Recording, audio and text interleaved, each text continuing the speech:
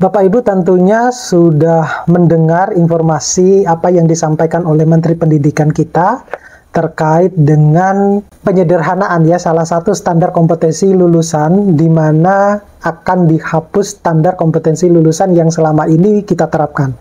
Mau tahu seperti apa? Tetap stay tune di channel saya, kita bahas ini lebih dalam.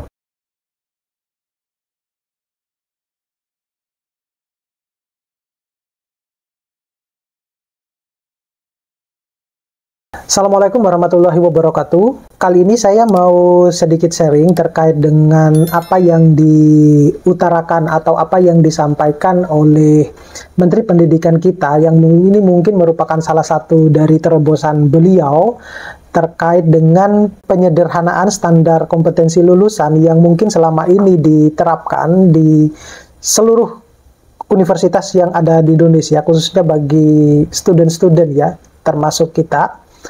Di mana di dalam paparannya itu ada menyebutkan bahwa akan dihapus terkait dengan khusus untuk yang master dan doktoral itu tidak lagi mewajibkan untuk publikasi ya di jurnal-jurnal. Mengacu kepada apa yang disampaikan oleh Pak Menteri Pendidikan ini, secara kita tidak bisa pungkiri bahwa pendidikan itu memang merupakan salah satu tombak atau tolak ukur keberhasilan suatu negara.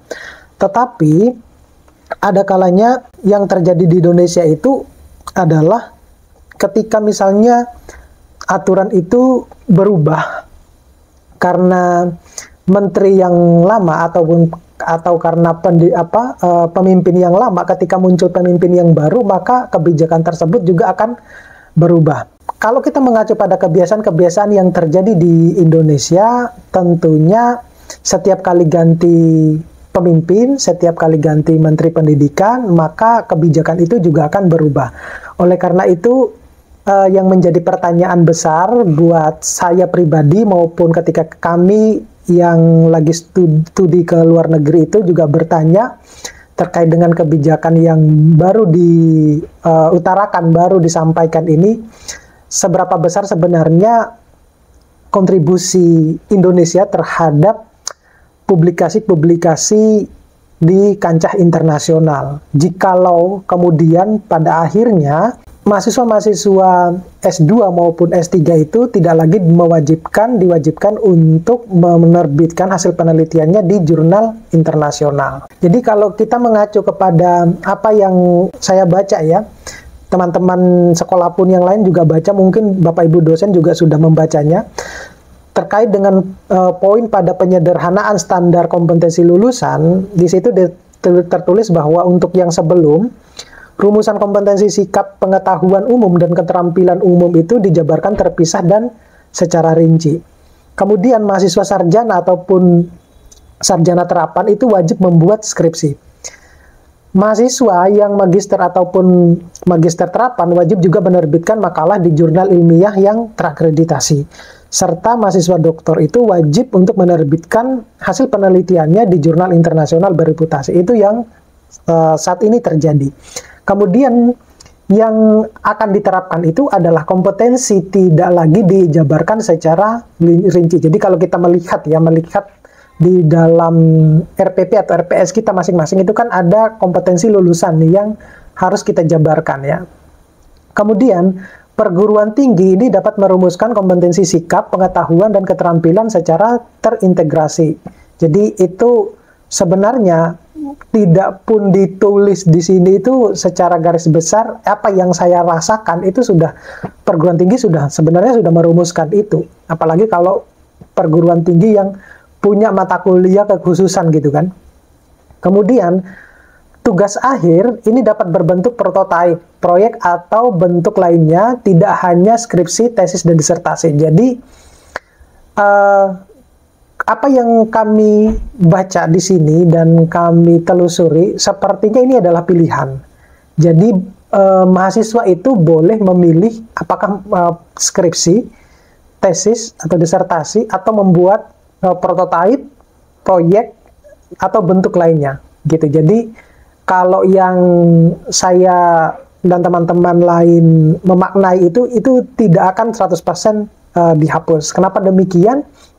Karena dengan skripsi itu sebenarnya melatih anak-anak itu berpikir secara logis, berpikir secara kreatif, bagaimana nanti mereka akan melakukan riset yang mereka lakukan learn by doing gitu. Jadi belajar berdasarkan apa yang mereka lakukan. Kalau akan dihapus, maka banyak sekali yang mungkin ya dampak negatifnya akan muncul lebih banyak dibandingkan yang dampak positifnya. Kita tidak bisa memungkiri juga bahwa banyak sekali industri-industri itu mungkin ya yang tidak mempertanyakan skripsinya ketika lulus gitu. Tetapi dari hasil kerja skripsi itu sebenarnya mahasiswa itu bisa sebenarnya belajar mengorganizer dirinya sendiri ketika menghadapi permasalahan-permasalahan yang mungkin selama ini mereka belum pernah dapatkan, kemudian bisa terpecahkan melalui skripsi itu. Mungkin bisa dari skripsi itu mereka bisa menemukan sesuatu cara yang bisa menemukan ataupun bagaimana menyelesaikan masalah tersebut.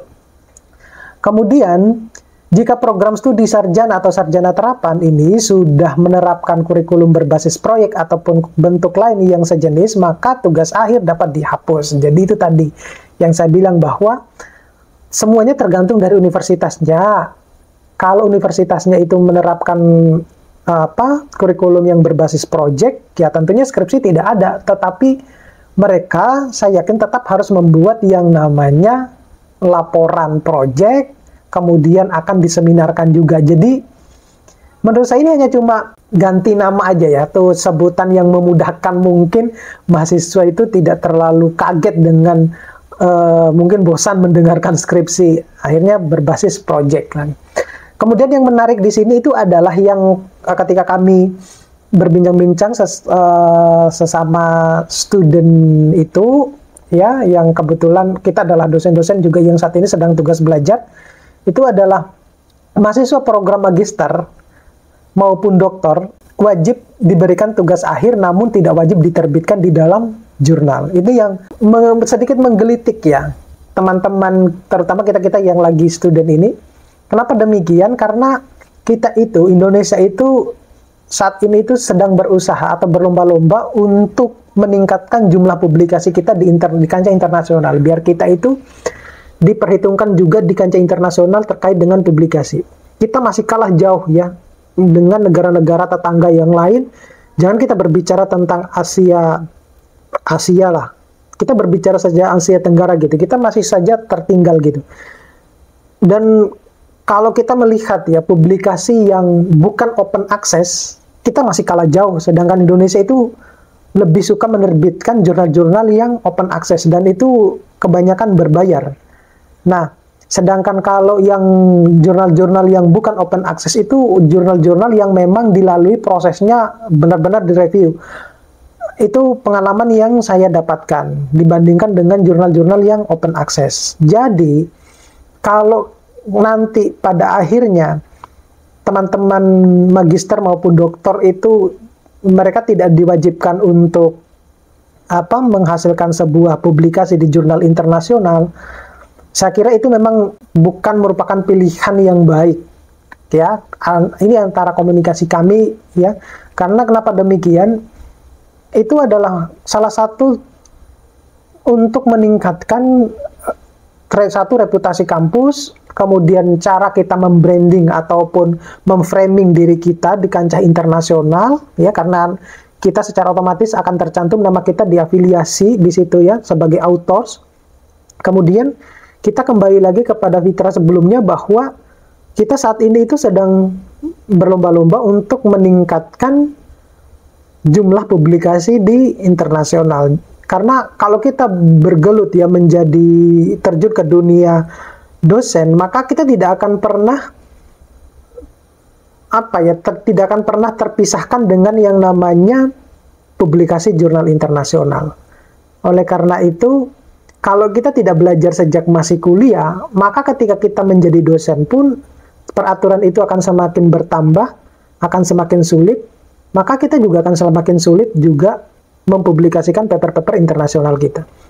Oke, ini adalah sekedar informasi curhatan dari teman-teman yang kuliah ya, terutama yang di luar negeri. Mudah-mudahan ini bisa sedikit sharing informasi terhadap teman-teman ya. Mungkin seperti apa yang sudah saya sampaikan awal-awal video, bahwa jangan sampai kebijakan ini sudah turun, kemudian ketika ganti pimpinan akan ganti kebijakan lagi. Terima kasih, sampai pada video-video berikutnya. Assalamualaikum warahmatullahi wabarakatuh.